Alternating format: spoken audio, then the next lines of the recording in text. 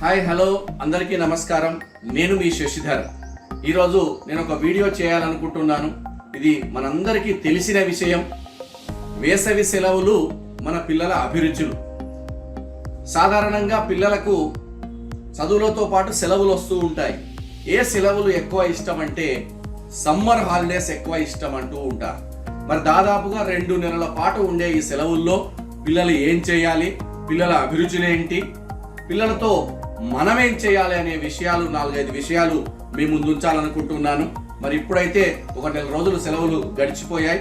ఈ మిగిలినటువంటి మరొక నెల మనం వీటిపై దృష్టి పెట్టాలని నేను కోరుకుంటూ ఉన్నాను. ఇటీవలే ఒక ఆర్టికల్ చదవగా అందులోని కొన్ని విషయాలు తీసుకొని క్రోడీకరించి ఒక 5 విషయాలు మీ ముందు ఉంచాలనుకుంటున్నాను. 5 పాయింట్ ఫార్ములా, అదే పంచసూత్రాలు. పిల్లలను మనం సాధారణంగా సెలవుల్లో ఏం చేయాలంటే 2 నెలల పాటు ఫుల్ సెలవులు ఉంటాయి. ఇప్పుడు జరుగుతున్న విషయం ఏంటి అంటే పిల్లలు పొద్దుటి నుంచి సాయంత్రం వరకు టీవీ చూస్తున్నారు, ఫోన్లో గేమ్స్ ఆడుతున్నారు. కానీ వారికి ఇష్టమైనటువంటి అవుట్ గ్రౌండ్ అంటే అవుట్డోర్ గేమ్స్ ఆడిపించే ప్రయత్నం మనం చేయాలి. మరి కొందరికి క్రికెట్ ఇష్టం ఉంటుంది, కొందరికి వాలీబాల్ ఇష్టం ఉంటుంది, కొందరికి టెన్నిస్ ఇష్టం ఉంటుంది, కొందరికి బ్యాడ్మింటన్ ఇష్టం ఉంటుంది. వారికి ఏ ఆట ఇష్టం ఉంటే అది ఆడనివ్వండి. వీలైతే కోచింగ్ పంపించండి. కోచింగ్ అనగానే మళ్ళీ మనకు ఒకటి గుర్తొస్తుంది. కోచింగ్ వెళ్తే, క్రికెట్ వెళ్తే IPL వరకు వెళ్ళాలా, లేకపోతే వాలీబాల్ వెళ్తే స్టేట్ ప్లేయర్, నేషనల్ ప్లేయర్ కావాలని. ఏ ప్లేయర్ కాకున్నా సరే, జాతీయ రాష్ట్ర స్థాయి క్రీడాకారుడు కాకున్నా సరే ఆట ఆడాలి. క్రీడాకారుడు అయితే సరిపోతుంది. ఈ ఆటల వల్ల ప్రయోజనం ఏంటి అంటే ఆటల వల్ల పిల్లలు స్ఫూర్తివంతులు అవుతారు. ఒక కబడ్డీ ఆడుతుంటే కబడ్డీలో రూల్స్ ద్వారా గెలుపు యొక్క అనుభూతులను పొందుతాడు. ఒకవేళ ఆటలో ఓడిపోయిన ఆట నియమాలు తెలుసుకుంటాడు. ఆ ఆట నియమాలు రేపు లైఫ్ లో అప్లై చేస్తూ ఉంటాడు. కనుక పిల్లలకు ఆటలంటే చాలా ముఖ్యమైనవి. ఈ సెలవుల్లో 1, 2 గంటలు, 4 గంటలు, 5 గంటలు కూడా ఆడుతుంటారు. ఎన్ని గంటలు ఆడితే అన్ని గంటలు వాళ్ళు ఆడనివ్వండి. A sound mind in a sound body అన్నారు. కాబట్టి శరీర దారుఢ్యానికి పిల్లలకు ఆటల కంటే మించినటువంటి దివ్య ఔషధం మరొకటి లేదు. ఒకటి ఆటలు. ఇక పిల్లలకు రెండవది ఏంటి అంటే చాలా వరకు మనకు తెలియని విషయం ఏంటి అంటే పిల్లల్లో అంతర్లీనంగా కళ ఉంటుంది. మరి లలిత కళలు ఒక ఆర్ట్. ప్రతి పిల్లవానికి ఒక కళ మీద ఇష్టం ఉంటుంది. కొందరికి డ్యాన్స్ ఇష్టం ఉంటుంది, కొందరికి మ్యూజిక్ ఇష్టం ఉంటుంది, కొందరికి instrument player, keyboard, violin, guitar, tabla ఇలాంటివి ఇష్టం ఉంటుంది. ఒకళ్ళకు పెయింటింగ్ ఇష్టం ఉంటుంది, ఒక్కొక్క రకమైనటువంటి ఇష్టం ఉంటుంది. ఆ ఇష్టాన్ని మనం గ్రహించాలి. ఆ అభిరుచి వైపు పిల్లలతో కొద్దిగా ప్రాక్టీస్ చేయించాలి. వీలైతే అది కూడా మనం ఎవరి దగ్గర కోచింగ్ ఇప్పించాలి. దీనివల్ల ఏంటి ప్రయోజనం అంటే చాలా రీసెర్చ్లో తేలింది ఏంటి అంటే ఒక ప్రత్యేకమైన కళను ఉపాసించేవారు, ఆ కళ ద్వారా అనుభూతి పొందుతున్న వారు జీవితంలో చాలా ప్రశాంతంగా ఉంటారు.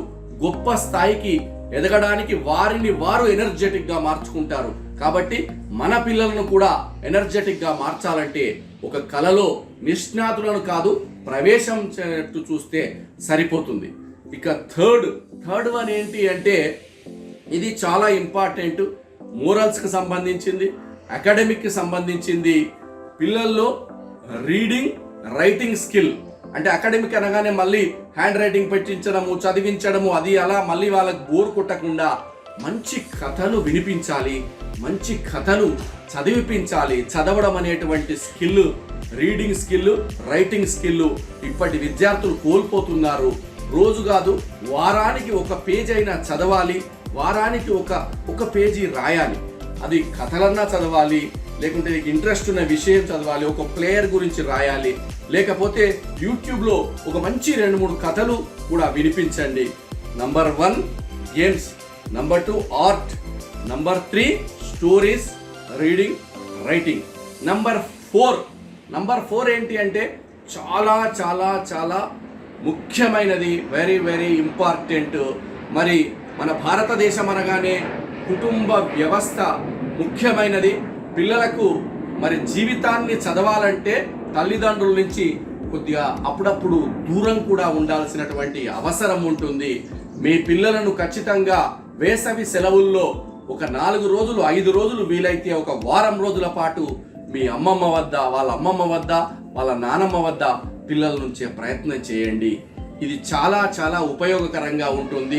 సమాజం అంటే ఏంటి, పెద్దలంటే ఏంటి, వృద్ధాప్యంలో ఉన్న అమ్మమ్మ, తాత, నానమ్మ, తాత వాళ్ళు ఎలా ఉంటారు, వాళ్ళ పరిస్థితులు ఏంటి, వ్యవసాయం ఏంటి, గ్రామం ఏంటి, పట్టణం ఏంటి, ఉమ్మడి కుటుంబ వ్యవస్థ ఏంటి అనేది పిల్లలకు అర్థమైపోతుంది.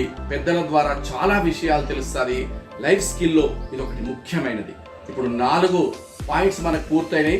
First games, second any art, third is reading, writing skill and stories, fourth 7 రోజుల పాటు 5 నుంచి 7 రోజుల పాటు అమ్మమ్మ నానమ్మ దగ్గర ఉంచడం. మరి ఫిఫ్త్ వన్ చాలా ఇంపార్టెంట్. మరి ఇవన్నీ ఎట్లా రూపొందించాలంటే ఫిఫ్త్ వన్ పిల్లలకు ఫ్రీడమ్ ఇవ్వాలి.